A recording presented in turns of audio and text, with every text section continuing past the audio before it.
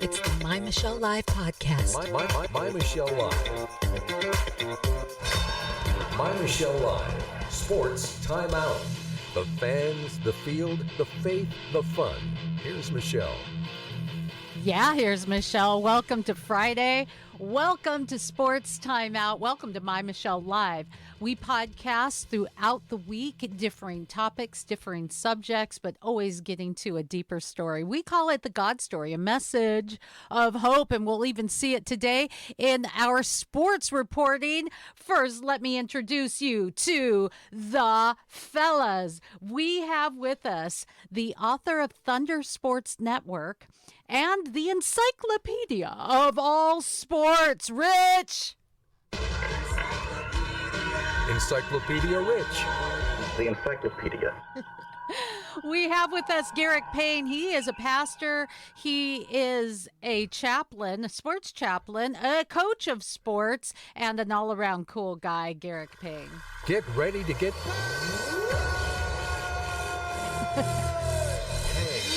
Hey, Reverend, you could have just said amen. Amen and amen. Joshua McMillan, we lovingly refer to him as the Wookiee of the Wookiee of the Year, Josh McMillan. Guys, it's time for sports.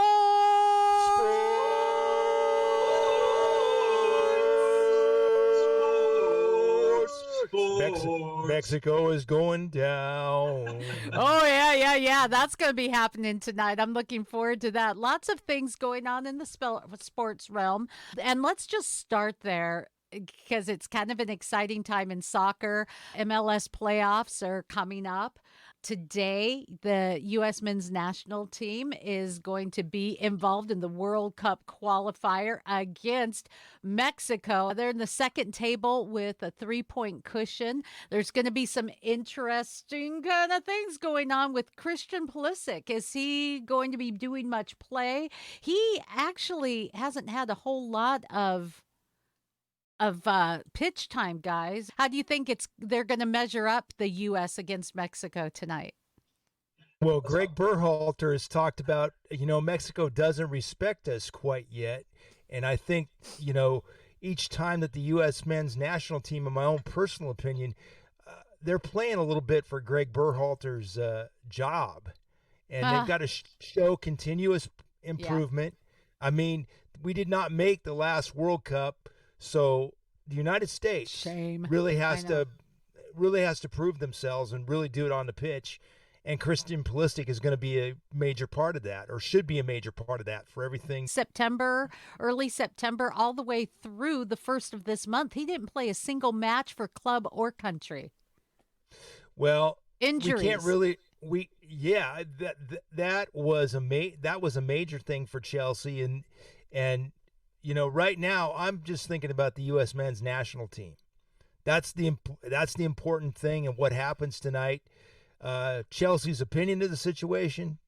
Well, it's not just what their opinion is. I'm saying that he's had injuries.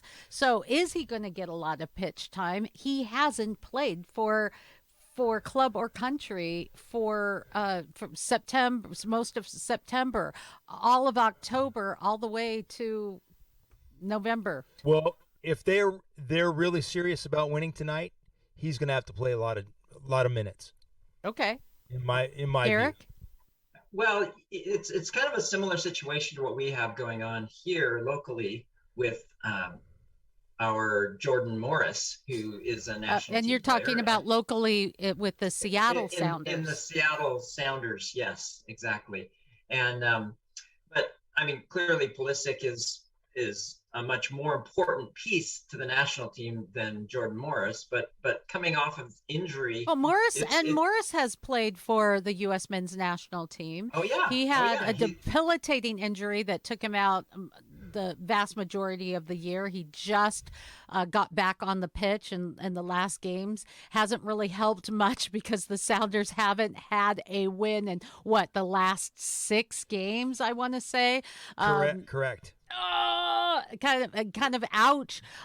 So Morris hasn't played a big role, even though he's had short stints in the matches. Will we, as Rich said, will Christian Pulisic, is he going to play more, and is it going to make a bigger difference?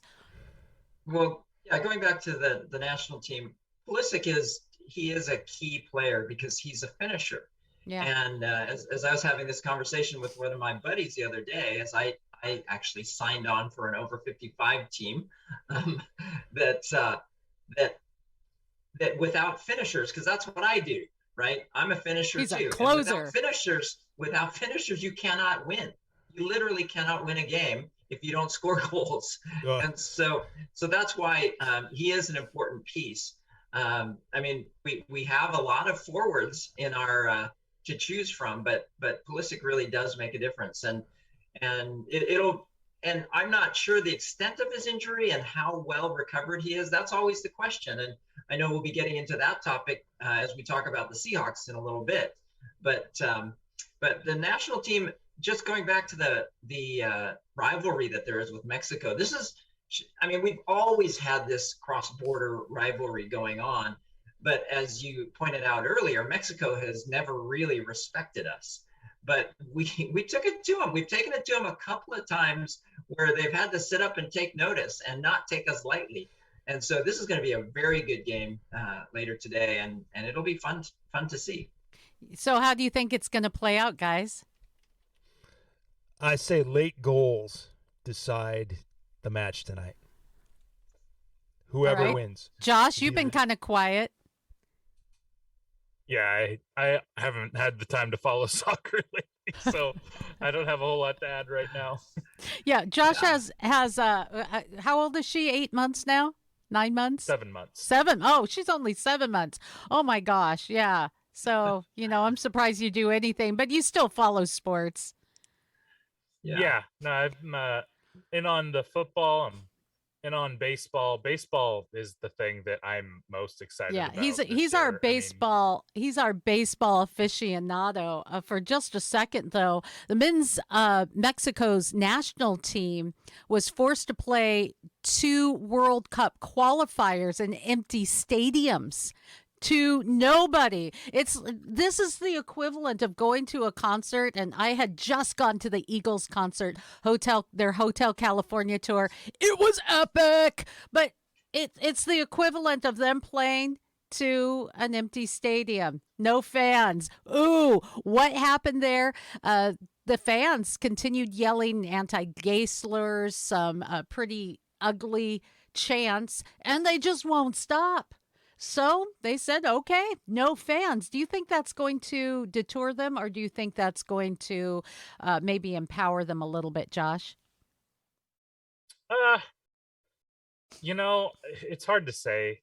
I think players got used to having no fans last year, so I think that, it's really hard to say in the day and time that we're in these days, that it's been so normalized, but at the same time, the energy a crowd brings is undeniable. So I don't know how much it's going to affect the home team.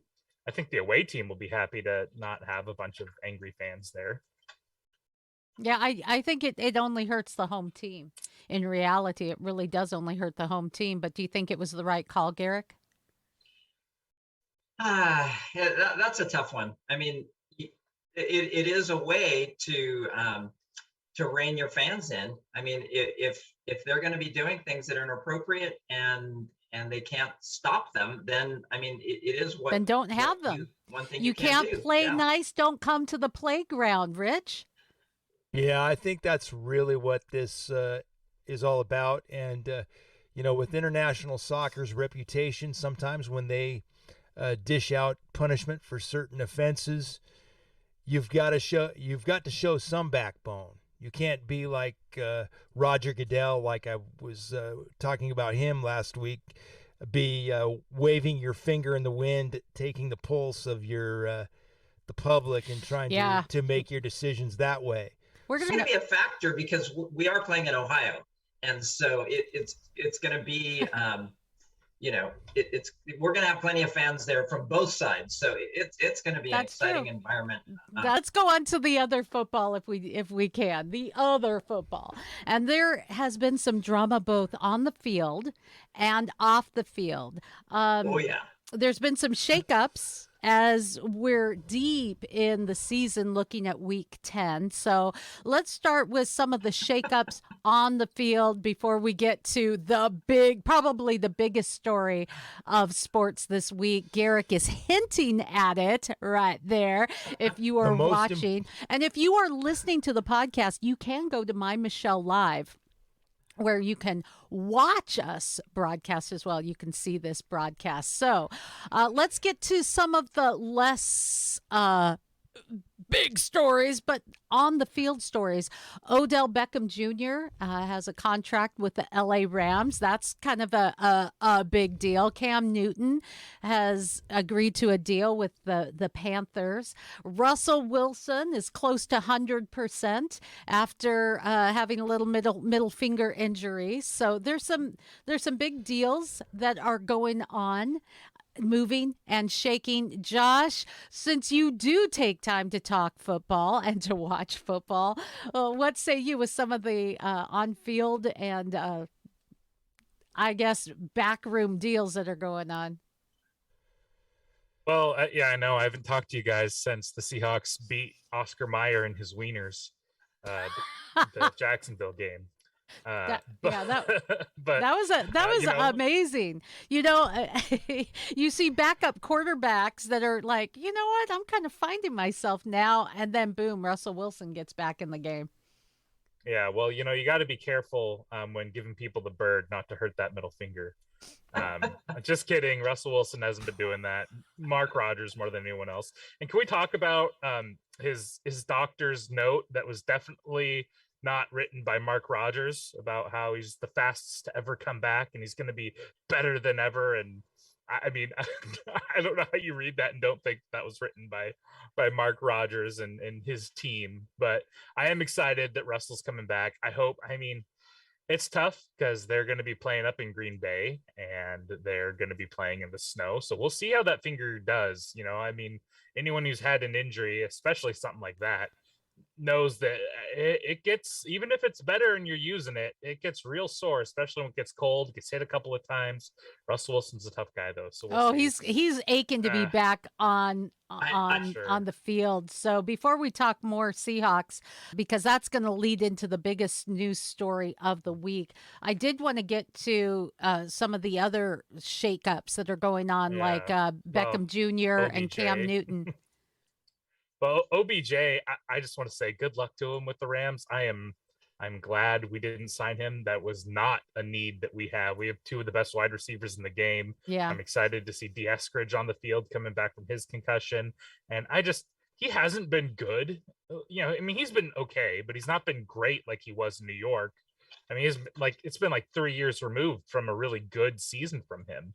And I know Russell Wilson's a lot better, but they're not like, are you going to take targets away from DK Metcalf to appease this guy? I mean, we'll see how it works out there, where he is going to have to really be a number 3 receiver with the Rams as well. Let's see if that makes him happy or if he ends up being a cancer in that locker room. It was interesting. Ryan Clark weighed in. I think I'll play that, see what you guys have to say. He's not so happy about it. This is what he had to say. Because my priorities for Odell are obviously different from Odell's priorities. My priorities for him was to get to a spot where he could show he could still be a top 10, 15 wide receiver in this league. Show he still had that type of juice, that type of separation, that type of difference-making ability. Obviously, those weren't his priorities.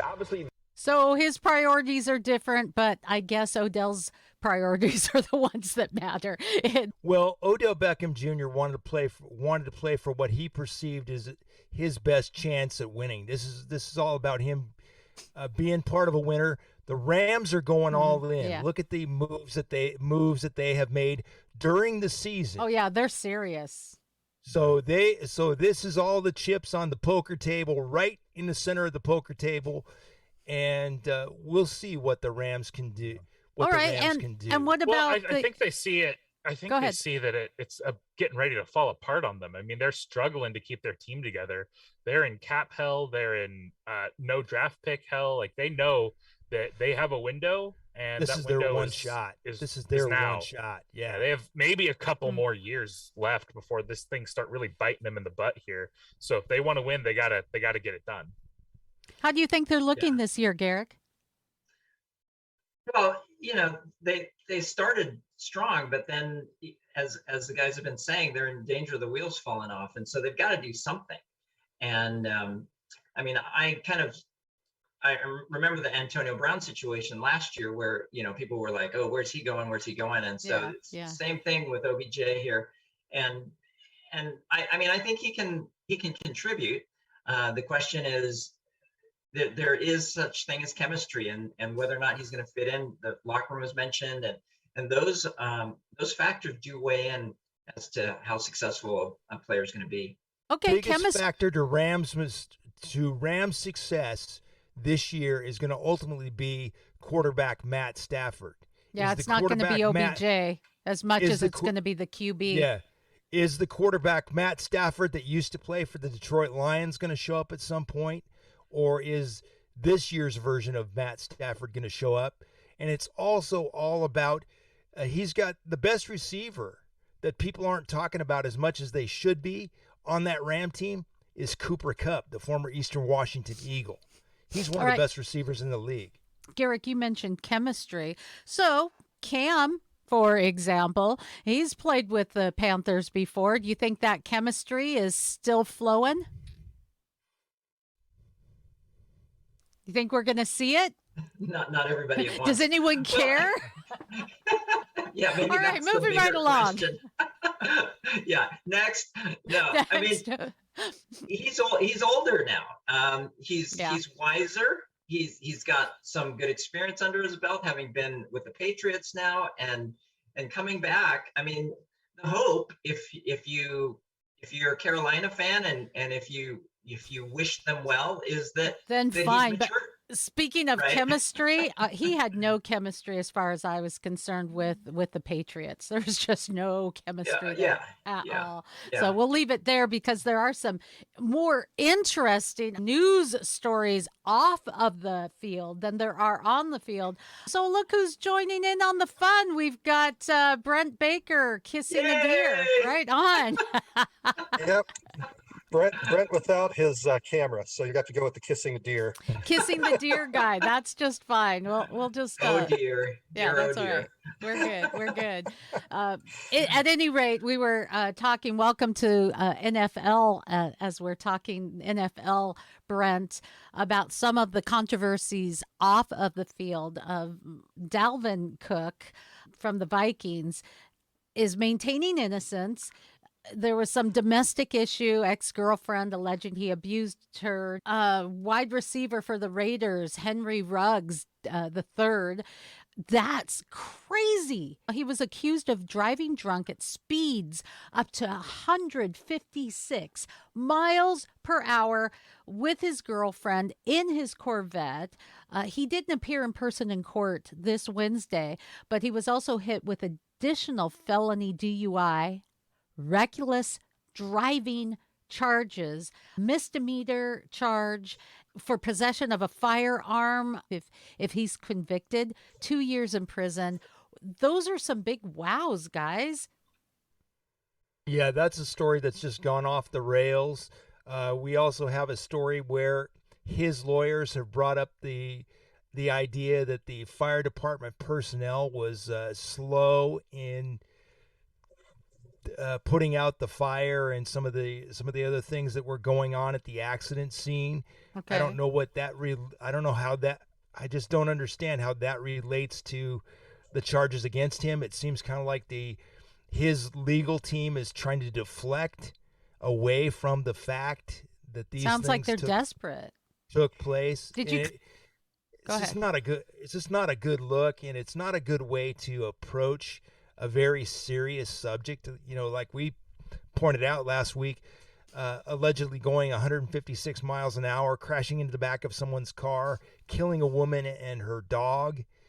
I mean, this is serious. This is serious stuff. It's And I very don't think you try to put a good face on it or try to put the blame on somebody else for this when the facts, most of the facts here are pretty clear. Plus, he has a history of this kind of driving. We'll put it that way.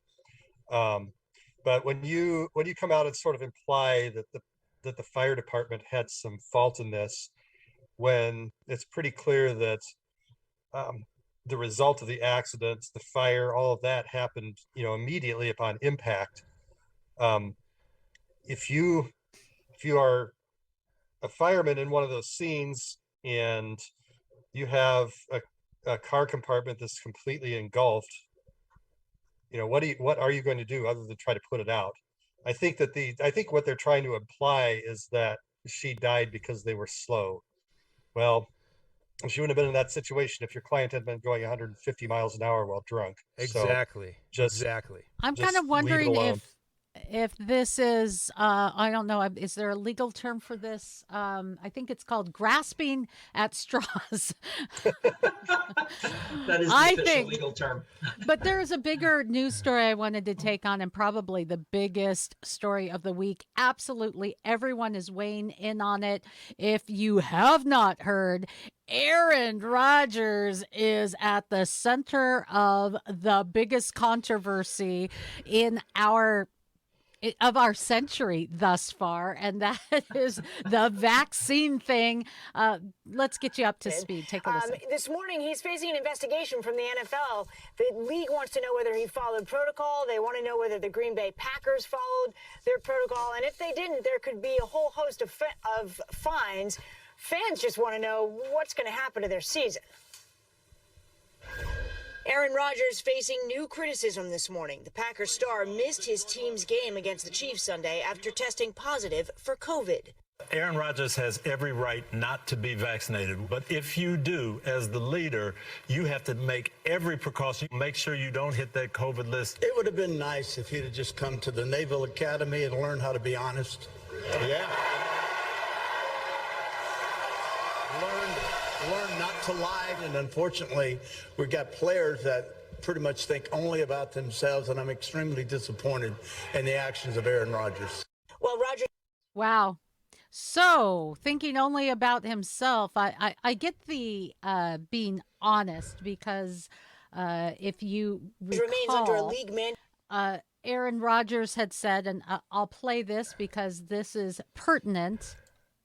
Judge those guys. There's guys who've been vaccinated that have contracted COVID. It's an interesting issue. I think we're going to see played out the entire season. Are you vaccinated, and what's your stance on vaccinations? Yeah, I've been immunized. I think it's a personal Yeah, decision. I've been immunized, so it's kind of uncomfortable. I'd love to take this on, the guys. follow-up question to that that asked him Yeah. very specifically that, and then he went on to kind of deceive them into thinking the implication was that he was, even though he never used the words that I am immunized. And so I think that Vaccinated. He used the words I'm immunized. Immunized, Yes. yeah. Yeah, Josh, Well- I'd like to hear what you have to say.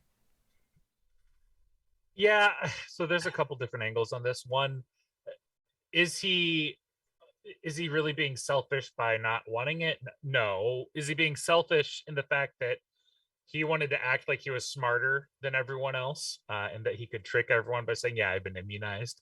And the thing about personal choice is, yes, you have the personal choice not to be vaccinated. That should absolutely be your choice. But you shouldn't try to pull one over on people and let other people make the personal choice of how they want to interact with you if they believe that you should be vaccinated. You know, like, I I'm not think gonna that force sounds someone who thinks they good, should but- be vaccinated to talk to me. And you can't skirt around. Have you been vaccinated? Yeah, I've been immunized. I mean, come on. Yeah. And here's the thing, like it's him trying to act like he's smarter than everyone else, and that's what I think has pissed a lot of people off in this situation. You know, I applaud him for wanting to go his own route, and I applaud him for his stance of not wanting to make this a political thing, because he doesn't want to talk to Fox, he doesn't want to talk to CNN, he doesn't care about politics. They're both awful. Good for you. But just like be upfront and He did honest talk with to your People stance. magazine. Yeah, but don't you Yeah. feel that we have put ourselves in this weird position? I don't want to excuse that because I get you got to be honest, especially on his level. But we backed people in such a corner that if you have chosen not to get immunized for any number of very good and scientifically based reasons, in ignorance people demonize and say that you're killing people and you're putting people at risk, which simply isn't true. I think that Aaron Rodgers, there's a deeper story. It is indicative of how much of the nation who has chosen not to be vaccinated feels that you're trying to do whatever you can to function in society, in a society where you're not Aaron Rodgers allowed doesn't to. feel that way. He feels that no. he's smarter than everyone else and can pull one over on everyone. It's not indicative because he's Aaron Rodgers and he thinks he's better than people. He's Yeah, not but you feeling don't like he's like backed into a Aaron corner. Rodgers. What about all the other people who would love to go to games but can't, who would like to continue working but can't, who That's the can't thing. pay It's their not bills, about them who right don't now. get It's about to Aaron go and Rodgers. visit their grandmother in the hospital? What about those people? Yeah, I feel for those people, but this isn't about those people. This is about Aaron Rodgers. I think it is about those people too. He doesn't feel like I don't think you can speak for him, Josh. I honestly, yes, you can base some of your opinion on his behaviors, but you can't say what he's thinking. Okay, well, I mean, you hear the interviews, you hear his smugness about things and the way he talks about it. This is. Let's let Aaron it's a Rodgers speak history for of himself attitude. then. Here's what he had to say. Some sort of anti-vax flat earther. I am We'll somebody back who's it up just a little bit so you get some context. casket. I'm not, some sort of anti-vax flat earther. I am somebody who's a critical thinker. The next great chapter of my life, I believe, is being a father, and it's something that I care about a lot. And to my knowledge, there's been zero long-term studies around sterility or fertility issues around the vaccines. So that was definitely something that I was worried about. We don't know what the long-term effects of these are. There's still clinical trials going on through 2023. So to just when people just say, oh, just get the jab, well, first of all, everybody's body is different, number one, and second of all, there's a lot of things we don't know about this.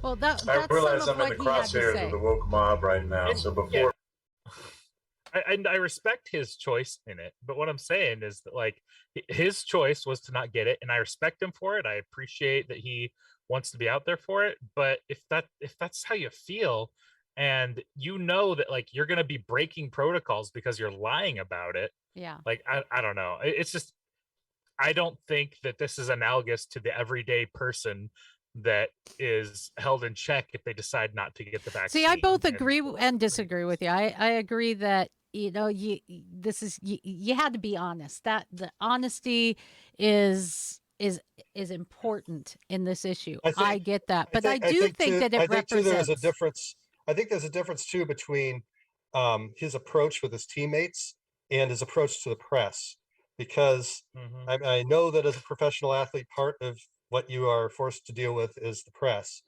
but I don't think he has to be open with everybody in the world about whether or not he was vaccinated or not. I don't think he should have been lying about it.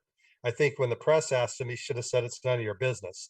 Now his teammates, that's a different, and his employee, that's a different ballgame. And so when I look at this, as far as Aaron being dishonest, it's well, let's look at these different contexts. He shouldn't have lied to the reporters, but or I should say intentionally misled the reporters, because he kind of, I think, was playing word games to try to get around it without lying. But the press and your teammates are not the same animal here. So I'd like to know what his offensive linemen knew and what his running backs knew, and go from there. Well, and the breaking of protocols while under all of this is costing his team, and it's going to cost his teammates. I mean, I don't think that he's going to end up with any kind of suspension, but it could, it could hurt the team in other ways. Like they said, the the league's been very soft on this, but with public opinion, there's a good chance that they do get fined draft picks. I mean, maybe he doesn't care about the Green Bay Packers, but it was a selfish move to go out and do this and lie about it and not follow the protocols in all of this. Because now that it's out there, now there's all kinds of punishments that could potentially come down on the team.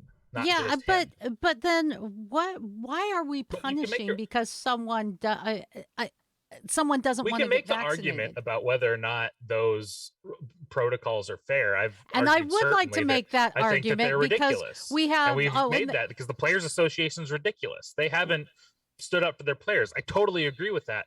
But when the rule is in place and you go out and break those rules, fight against them all you want, but don't break them and hurt the team in the process. And the Players Association agreed to those rules. Mm-hmm. Because they're a joke.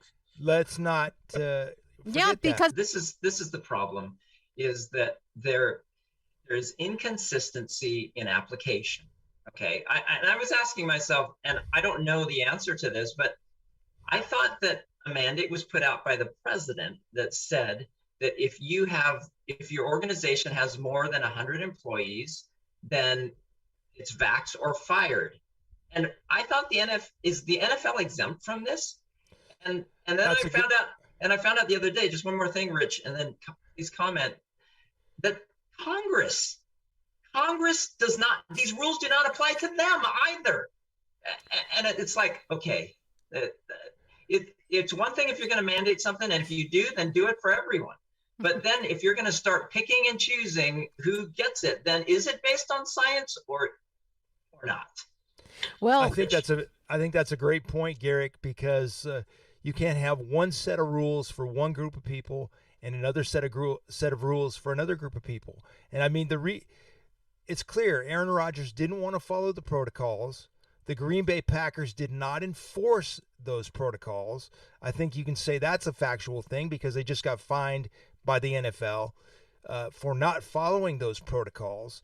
So there's a lot of different issues going on here, but the facts are these. Aaron Rodgers did not want to say, I am not vaccinated. And you can argue this all you want, but he did not follow the official rules of the NFL, which he is obliged to. He also did not follow protocols in terms of media relations and when are you going to wear a mask for press conferences or not wear a mask, all those things that are clearly spelled out. Of course, they're clearly spelled out, and I'm going to agree with Josh that fight against it, the way he fought against it probably wasn't best. But I'm going to say I'm glad that there is somebody of that rank, of that recognizable status that is fighting against this, because we've gotten to the ridiculous. We're no longer caring about science. We are no longer caring about new studies and what they find. People's health, even. Or people's health. Yeah, and that's the thing. And you said earlier, Michelle, not excusing him in any way, but he's kind of painted into a corner. And we literally are in a situation where you're damned if you do and you're damned if you don't. If you don't believe in it and you feel like you have to do it, and then if you don't, I mean, it's just a no-win situation unless you're following the company line. Yeah, if you don't believe in the flat earth, then you're wrong. If you want to challenge the flat earth theory, then you're wrong. It's just been crazy. So we'll watch how this plays out. I think it's going to be another reason for us to be divided, probably, because people won't see eye to eye. It's not like we finally say, you know what, because of all of this, maybe it's time we try to think through this. No, I don't think it's going to happen that way. Let's go over to college ball, shall we? There is a big controversy that we're going to get to in college ball coming from where most of us live, who are on this panel, at least today in Washington State. We're going to get to that in a minute. But something that I think is really kind of cool to have Josh here for. He has been fighting. Josh, you've been fighting for the rights of college students to make a couple bucks. Her Paige last Beckers, name. women's basketball. Saw this news story that you sent over, Rich, that says that this athlete has been a breakout freshman that got a great multi-year partnership with StockX, which is a footwear and apparel market platform. This is exactly what Josh has been fighting for forever. Yep. Well, go ahead, Rich. Josh. I know you want to weigh in on this. No, Josh, go ahead, and then I'll follow up.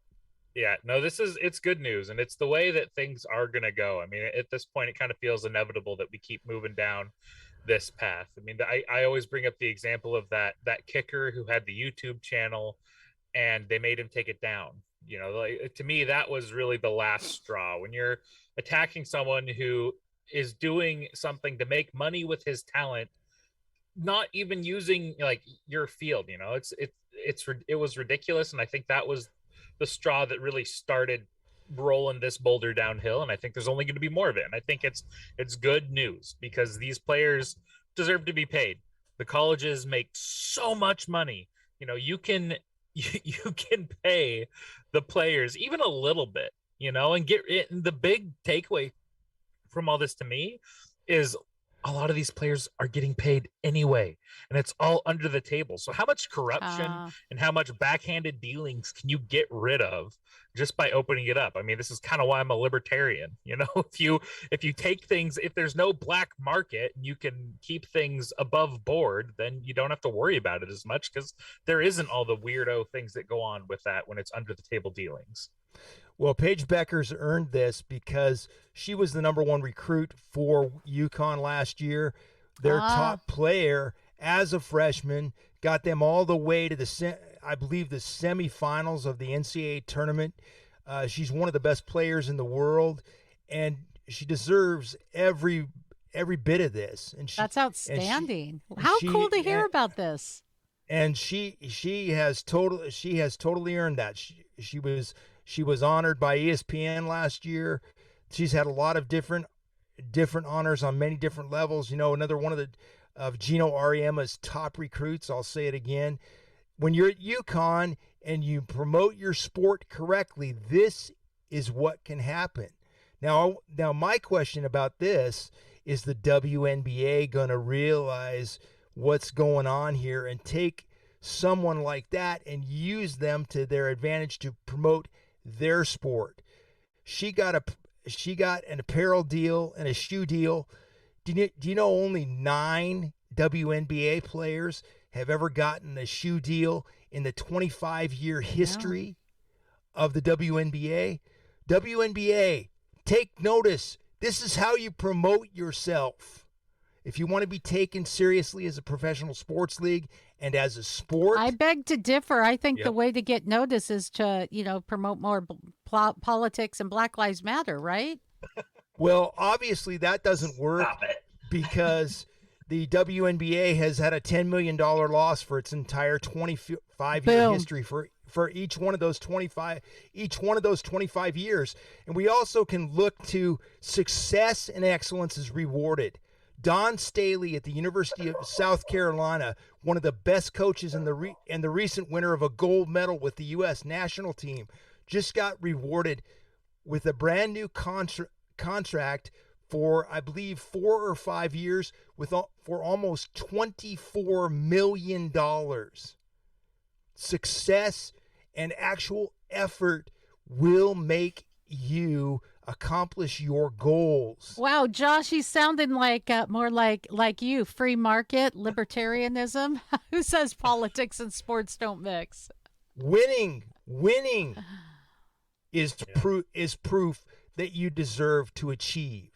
There you go. I mean, that's that I've said the same thing a lot. The WNBA, the only fault that they're not more popular, the only fault that their players aren't paid more, lays directly on their shoulders, and the fact they have not done a better job getting their players out there, getting their players marketed, getting their product out there. I mean, I think they could.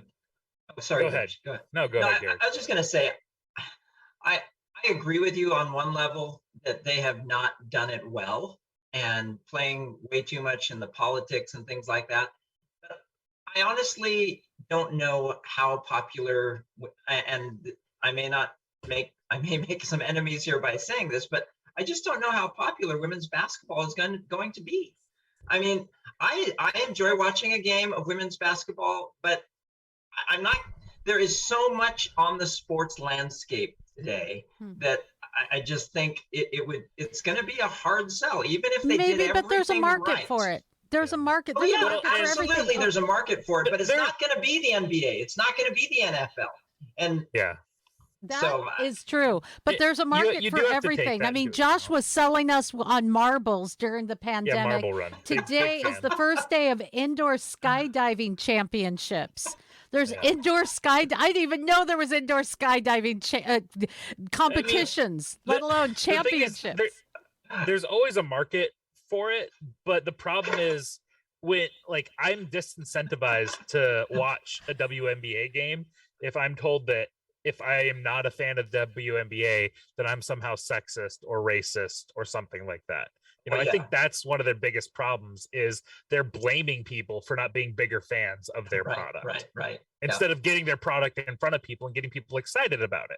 I'm not going to watch something. If you tell me that you're a bad person if you don't watch this, then you're trying to force me to watch it. I'm never going to watch it. I'm just not going to turn it on. Josh, that's also, and Garrick, you might not like me after this, but that's also impossible. About egg rolls, or but that's you're not going to bring up the egg roll thing again, are you? Come on. But that's also part of soccer's problem.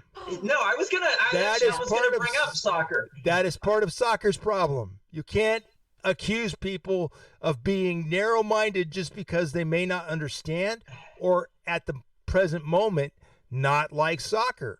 Go ahead. No, go ahead. When I became a real fan of soccer, this is how I became a real fan of soccer. I made myself watch Premier League soccer. Really sit down and watch it because I knew that was the top level of professional and international soccer. And when I watched that, I began to understand, okay, this is what we're talking about. This is the level we have to get to the United States to, and the United States has to stop making excuses and put players out on the pitch, the field, whatever you want to call it, at whatever level of soccer interest you have. Stop making excuses, promote your sport, and go after professionals. I think there's some truth to that, but I think that soccer has some other issues where its popularity has needed to grow in the United States that we've talked about on this program, including flailing. We just don't like it. I mean, we watched hockey and it breaks out into these glorious fights, and we're like, you see people pounding on the glass, and you see the players banging their stick on the side of the rink. We're used to that. We're not used to someone falling down and crying for their mom. We've seen also in MLS. And yet the NBA seems to have embraced that sort of mentality. Well, anyway, go for it. There you go. So, you're right though. Look at how the NHL has been so adopted here in Seattle because we like that physicality.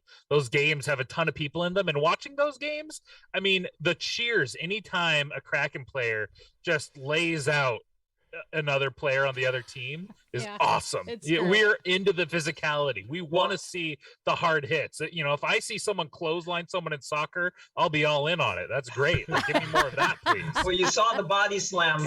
Maybe you didn't. Let the bodies hit the floor. Sporting Kansas City. Yeah, so we should see if it were hockey that would have led to a brawl and a couple of penalties. And give me that. But it also just speaking to Seattle. I mean, you look at how much the Legion of Boom was loved when they were at their prime here, and what was their hallmark was how physical they were. What was when the Seahawks beat the Broncos in the Super Bowl, but almost 10 years ago now. But the signature play from that game to me was Cam Chancellor laying out. Oh, yes, sir. Yeah. I mean, that set the tone. And so I think for me, when you that's one of the reasons why I haven't watched the NBA so much for several years, even before the politics all seeped in, was sort of taking on the whiny mentality, the arms up in the air, who me, every time there's a foul call. Are you will saying tell that you, America's become a bunch the of flopping. pansies? Yeah.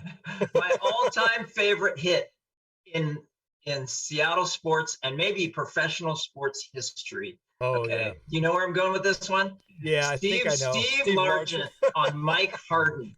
So Yes. Mike Harden played for Denver and made this really cheap shot hit against Largent. And a couple of games later, Harden intercepted. I'm echoing. He intercepted Jim Zorn pass, and Steve Largent just was able to completely unleash on him.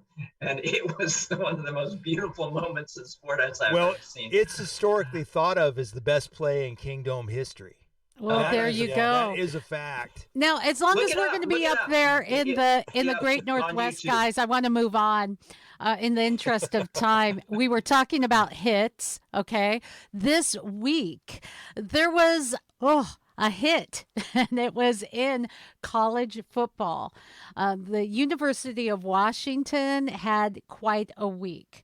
First of all, Washington fired their offensive coordinator after the loss to their rival Oregon. The defensive coordinator, Bob Gregory, has been named the interim head coach for this matchup this weekend against ASU at Husky Stadium. And all of this is culminating with a big from Jimmy Lake, who is the head coach. He had some, well, we'll say sideline conduct that came under fire. I'm going to play it for our viewing audience. This, well, I'll let you weigh in and I'll let you decide. Former offensive lineman at the University of Miami, where he won a couple of national championships. Here's Jackson on the return. And pushed out of bounds at about the 25-yard line. Let's check out our Nissan Heisman Watch. All right, so what happens next? Jimmy Lake comes over, pushes his player out of the way, pushes him in the back, hits him in the helmet, and he came under big fire for this. First of all, did you guys see this? Yes, I did. Yep. Okay. If you didn't see it, I don't know that it was centered on the screen for those of you who are viewing, so you can see it now. We'll play it in the background on silent. Go ahead, guys. Weigh in. This one is all over the internet, and I don't know anybody that doesn't have an opinion on this. My question is, the player, before he gets pushed back by Coach Lake, seems to want to get in a fight with one of the Oregon players, and I would say starts to get into a fight with one of the Oregon players. And if it wasn't for Jimmy Lake, and almost the pushing referee, him, I mean, I wasn't on the sidelines, but it looked like there may have been conflicts ready to start with the ref as well. Yeah, there's all kinds of things. So my question is, what are you supposed to do as Coach Jimmy Lake if you think your players are going to start duking it out on the sidelines with an opposing team? Or a ref, worse yet. What are you supposed to do? And come on, it wasn't like he wasn't wearing a mask or wasn't immunized or something. Come on. And I have a question for Jen Cohen, who issued a formal statement on this issue, because in the formal statement they do not make a definitive clarification on what they believe he exactly did, whether he hit his own player or he forcibly removed him, and what exactly was inappropriate. And I find that very unprofessional on Jen Cohen's part, because if you're going to suspend a coach for one game, then you need to specifically outline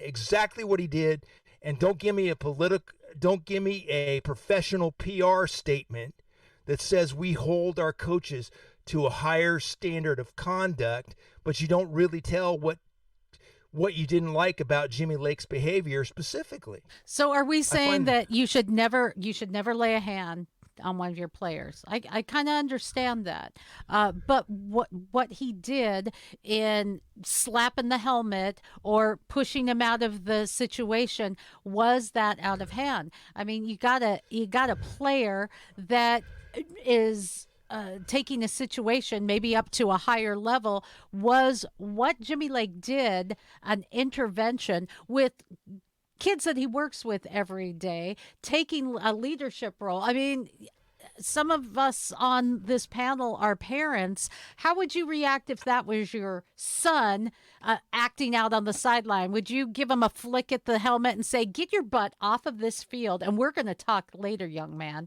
Can I also bring up something else, Michelle? Because I want to throw this in there. Okay. What if that player that he disciplined on the sidelines, according to his perspective, what if that player had actually swung and tried to hit somebody? Then we'd be complaining that Jimmy Lake didn't do enough. If that player would have actually swung at somebody. Damned if you do, damned if you don't. That's the theme of Sports Timeout today. And I also want to ask Jen Cohen a question. As the athletic director running the entire athletic department program over there at the University of Washington, you have a baseball program that has been on 1-year probation this past season for recruiting violations. Now, the Huskies had NCAA penalties against them for 1-year probation, and they had to vacate all their wins, and they had to vacate all their playoff wins that ultimately resulted in going to the 2018 College World Series. Their first trip to the College World Series, and all those accomplishments are wiped out because of recruiting violations. And the University of Washington personally did nothing to their baseball manager, and he still has his job.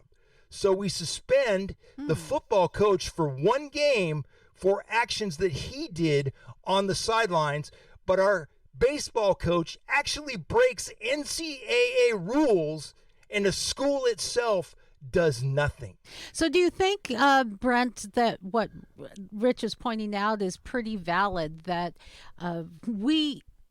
maybe they should have some faith in their coach? If he intervened, if he acted the way he did, maybe he felt that it was necessary. Are they just playing a politically correct game, Brent? I'd like to hear from you and your talking deer head.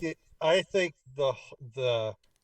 that's actually the heart of the issue. Is I think they've lost their faith in Jimmy Lake as the head coach, period. And they're looking for a way to fire him where they're not going to owe him for the rest of his contract. He is an excellent defensive coordinator. He was like as good as you can get. As a head coach, the results haven't been there. His offensive coordinator hire was a disaster. The recruiting has fallen off. So you have problems, larger problems within the program. Plus, you saw in that game both the situation with this player and other situations throughout where there was just a general lack of discipline with the players on the field. And so his disciplining his player in that moment, I really didn't have a problem with how Jimmy Lake handled that. What I had a bigger problem with is the fact that it was necessary, where he's got players out there ready to pick fights with opposing players and potentially referees. No, Brent's right. Wow. So I think good point. I think what's really going on is that the UW is trying to lay the groundwork for a dismissal that they're not liable for. Yeah, I think that's a I'll great tell you what, point. That's a great point. point. If you're gonna dismiss Jimmy Lake, then Jen Cohen should be fired as athletic director. Okay, fair enough. That's a whole other thing. Can I just bring up one other thing, which I think is really relevant here, because we talked earlier about Delvin Cook and the domestic violence situation, and we see this regularly within the NFL. I shouldn't say regularly, but it's not completely unheard of happening. And Brent brought up kind of this attitude on the sideline and things like that, and I personally, I thought, okay, well, there's not really a big deal about this. because of the situation and the fact that he was maybe keeping his player out of a situation. But then, as I thought a little bit deeper, I'm thinking, well, is this just how acceptable behavior? Does this become acceptable behavior? And are people unable to differentiate their on the field and off the field? I mean, I think that's a great question. And I don't know the answer, but it's something to ponder and something to consider. Okay. Especially when I tell you who my final shot's going to be. Okay. I'd like to know what your guys' final shot is. Final shot. Let's start with Brent Baker. Oh, you would. Let me bide my time for half a second here. Let's start with Rich Hallstrom. All right. Thank you very much, Michelle. This has been Veterans Day week. Oh, so my shout out is going to go to the Army, Navy, and Air Force academies for having some of the best leaders on and off the field and some of the best football programs in the history of college football. Salute to our veterans. Don't forget the Coast Guard Academy, too. Can't forget the Coast Guard. Do they play football? There you go. Let's go. Let's go back to Brent. Yes, they do, actually. Yes, they do. Are you going back to Brent, or do you want me to go? While we let you go, Garrett, because we'll give Brent just that extra moment. I'm going to just give you one more comment, Michelle, on your point that you made in terms of the modeling. I shared with my wife on last Monday. We had our soccer game, and there was an incredible windstorm, and a tree almost fell on the field, and but there ended up being a fight in our game, and the manager of the other team started going after one of my players, or the players on our team, and there was a bit of lippiness going back and forth, and I pointed out his hypocrisy to his face, because he was telling our guy to do exactly what, or not to do exactly what he was doing, and we got into this. I mean, and he stared me down, and he said, "I'll deal with you after the game." He said, "If you want to come out in the parking lot." And this guy, he's like 6'4", and he's a big dude, and I've known him for a long. I mean, I've seen him. I've played against his team for a long time. And what the heck, really? And so my players were saying to the ref, "Look, this guy's threatening our player," and this is after one of his players had gone after and punched one of our players. I mean, literally for something that one of our players had said. This is adult recreational men's over 50 soccer. Emphasis on adult. So we went on and continued the game and played the game, and I came off the field as a sub a little bit later, and I walked over to that guy and I extended my hand, and he looked back at me and he extended his hand, and he said, "We see each other enough out here." And I said, "Hey, intensity of the game, I understand, all's forgiven," and we parted ways. Thank you, because the Bible says, "In your anger, do not sin." You know, we're going to get angry. We can't look at people and say, "Well, he's a bad guy. Look at that. He was angry." The Bible says, "In your anger, do not sin." And how cool it is to be that olive branch, to be that person of peace, because the Bible also says that blessed are the peacemakers. That's what we can be both on and off the field. Before we get to Brent's final shot. Now I have to do my final shot, though. That wasn't my final Okay, shot. Before we get to that, I did want to say, I might as well get this in one of our comments on the air from 100-year, I'm trying to say, Ardell Chemist said this in regards to something you said, Rich, with the WNBA and utilizing good, extraordinary players to propel and to get people excited about the sport. They mentioned Olympic swimming is a great example of a sport that got an influx of interest because of Michael Phelps in the USA. It just needs the right athletes and the right sport to draw interest and rally around. I just wanted to mention that because I thought that was one of the best comments from all of the differing venues where we get comments. So thank you very much for that, and keep up the comments. Garrick. All right. Well, our short final shots are turning out to be the longest part of the show. Go ahead. I know. This one is an important one, though. My final shot goes to someone by the name of Nancy Murphy. And her name is not a name that you probably will hear a lot about. But Nancy Murphy, for 27 years, has been the executive director of Northwest Family Life. Northwest Family Life, and I'm actually serving as the MC tomorrow night, Saturday night at 6 p.m. For their online annual fundraiser. Northwest Family Life serves and helps to encourage victims of domestic violence and human trafficking. They have a place called Penny's Place, where it's a safe home for these women and their families to go and recover. And I really encourage you to go to northwestfamilylife.org, I believe, or .com. Anyway, Northwest Family Life, you can look it up. Okay. There's an online auction going on right now, so you can maybe pick up a few things or gifts for Christmas or whatever that will support the cause. And then there's no fee to join the. It's completely free tomorrow night if you want to check out their live fundraising event at 6 o'clock tomorrow night. So all right, Nancy Murphy, Northwest Family Life, you get my final shot. There you go. Brenter Baker. Okay. Actually, I had thought about this beforehand, but I'd like to give my final shout out here to Robert Hunt of the Miami Dolphins, a heretofore unknown offensive lineman who last night scored probably the most spectacular non-counting touchdown I've ever seen.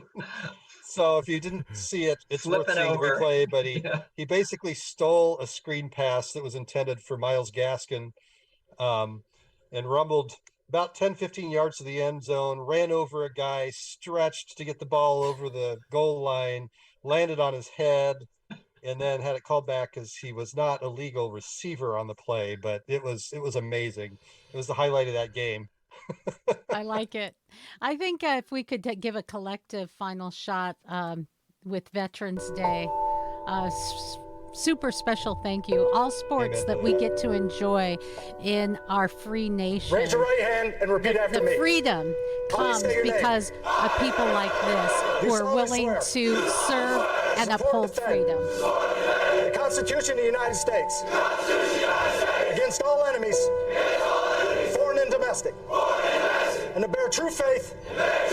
And allegiance to the same. That I will obey. The orders of. The President of the United States. And the orders of. Those officers. Appointed over me. According to regulations.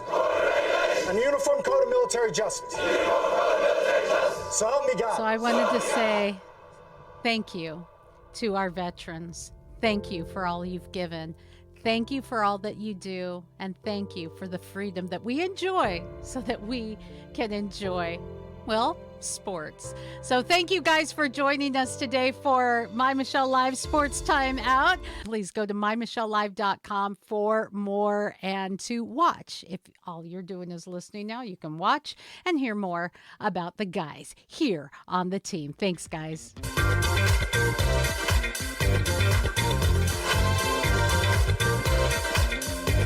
For more fun, go to MyMichelleLive.com.